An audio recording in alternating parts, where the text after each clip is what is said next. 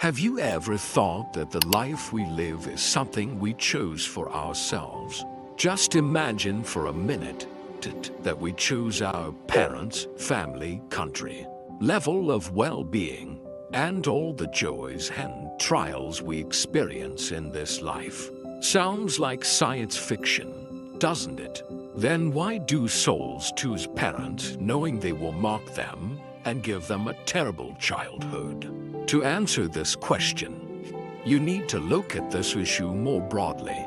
In a general sense, spirits need to experience a wide range of human conditions, including different personalities, family circumstances such as good and bad parenting, poverty as well as relative wealth, and a variety of limitations related to physical or mental health. Spirits also need to experience a range of external environments, including different continents, cultures, population densities, social norms, major belief systems, and various adverse conditions. For example, in Buddhism and Judaism, there is a belief in reincarnation and karma. Simply put, karma encompasses all the actions of a person in a past life and how they will influence subsequent ones. A soul with bad karma likely won't have the opportunity to choose from the so-called good options for reincarnation, unlike a soul with accumulated good karma. Many spiritual teachers say that each soul is a particle of a single divine essence, and souls are released in groups. Some people may be fortunate enough to find their once-spirited soulmate. These souls hover around the earth, choosing their parents for various reasons. Some to be born and live, some to atone for past sins, and some to teach lessons to their future parents. When a soul finally finds its match and enters a fetus, typically around 3 to 5 days after conception, it already knows what will happen to the fetus and how life will unfold if it is born. The soul, being in a divine realm, voluntarily chooses a life lesson on earth, aiming to learn and practice what it knows in theory. Only by incarnating in a body can it experience the full range of emotions, passions, joys, and fears. All people leave this world with certain experiences and accumulated karma. Depending on the amount of this karma, they reach different levels in the afterlife.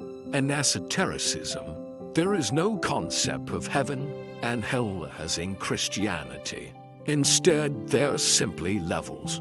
The higher the level, the better and richer the choices available. Upon reaching the afterlife, souls are given a choice if they can stay there or be reborn. Many choose to remain, but even at the highest levels, often called paradise, not everyone is content.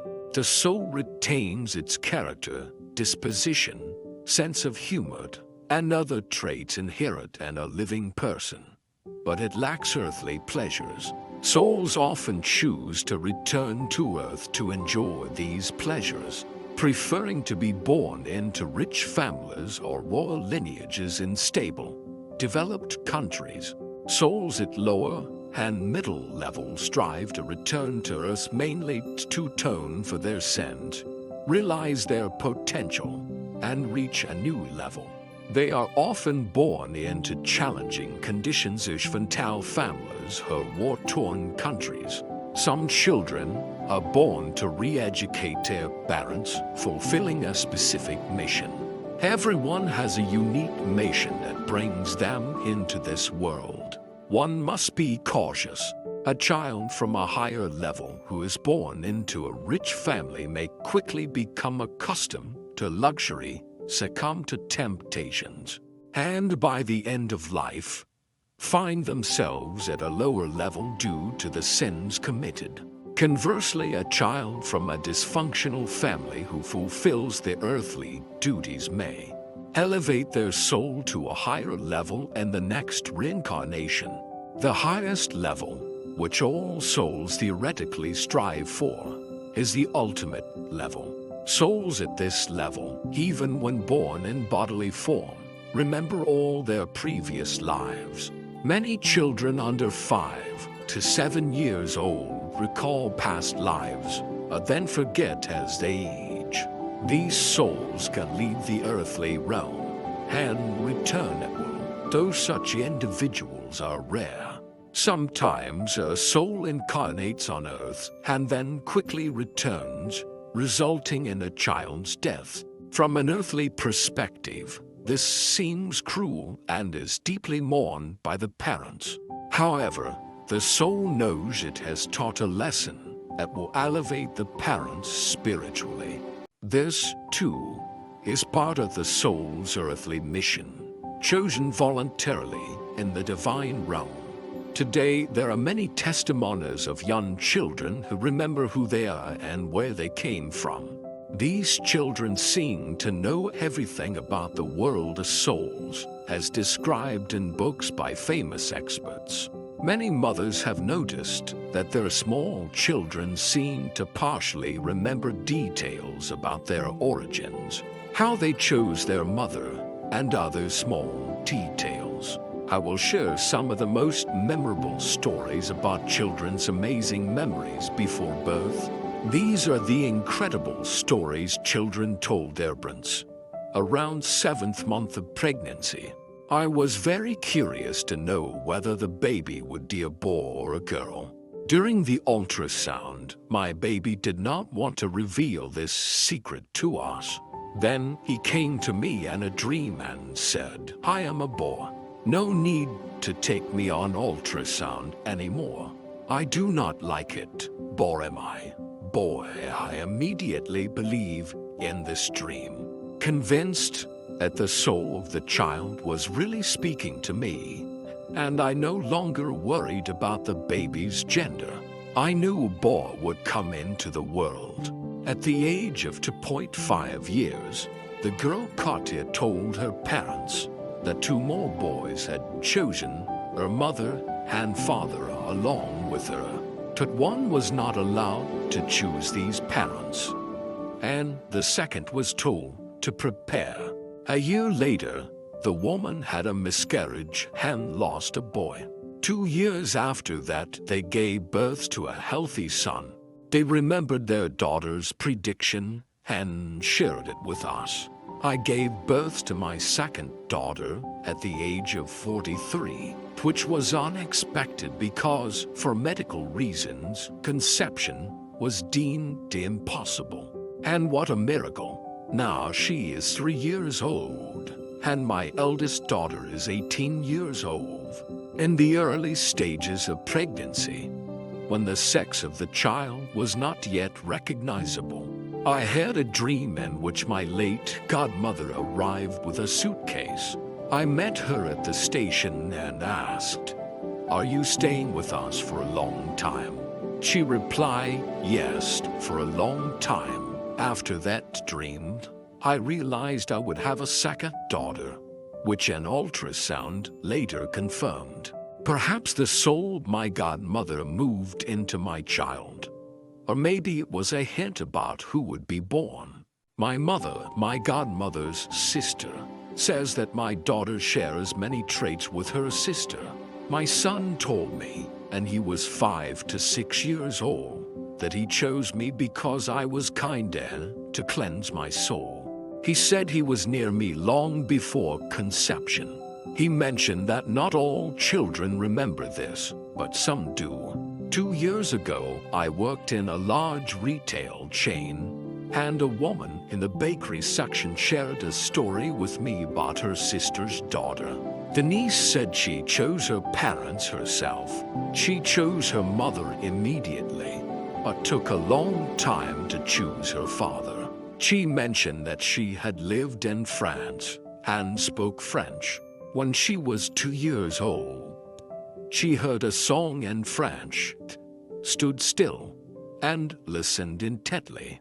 Her relatives were very surprised. The choice of where a soul will be born occurs approximately 1 year before birth and is not always freely exercised. If the soul is very young and inexperienced, it often incarnates automatically wherever it ends up. For these young souls, the specific conditions are less important than the accumulation of any experience. For more mature souls that need to develop certain spiritual qualities, there is a choice of parents who will provide the maximum conditions for this development. For experienced souls that have already realized their mistakes, there is an opportunity to choose better conditions. However, learning can take unique forms. For example, a soul might learn patience and acceptance through caring for a seriously old relative, or develop strength of character through constant family quarrels.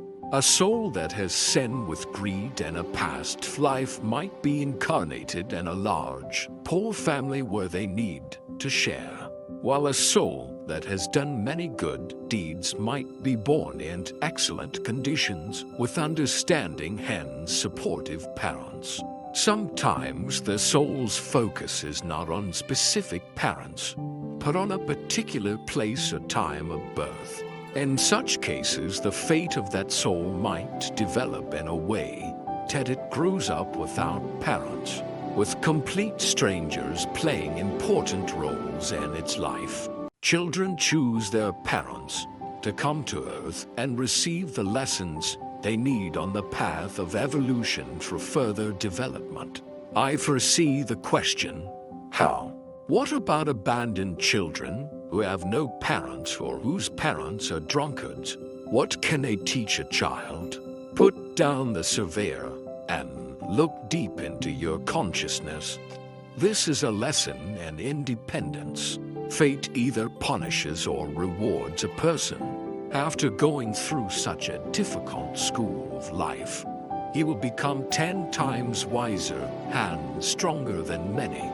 In one life, he will make an evolutionary leap 10 lives ahead. But he can also become embittered with the whole world, become a thief, a drunkard, a murderer, and a sadist, sliding down to the point of being unrecognizable as a vile insect. The lesson is hard, but this does not mean that our task is to calmly watch as a person perishes. His independence lies in the freedom it chooses between good and evil, and the task of those around him is to lend a helping hand. Remember the commandment of Zoroastrianism, the most humane world religion. A person is obliged to look after his own moral and physical health, but also the health of his fellow men to help them move forward on the path of evolution. The law on children states that wherever a lonely child or a puppy finds itself without help, the owner of the nearest house must take them in and raise them until they can provide for themselves. Otherwise, this house will be cursed. Lessons of independence are lessons of freedom when we are allowed to do whatever we want. And depending on what you do, you will receive a reward or punishment. Lessons of luxury and poverty, glory and humiliation, maundering and even relaxation. A beggar, a king, an artist, a prophet, a judge, or a thesaurus flowing to earth find all these roles within us. And there is not one similar soul. Each has its own path. Sometimes the life of an unnoticed righteous person turns out to be more important for evolution and the loud glory and the existence of a narcissistic tyrant. Thank you for watching. If you enjoyed this content, please like and subscribe to the channel. We would love to hear your thoughts, so share your opinion in the comments below.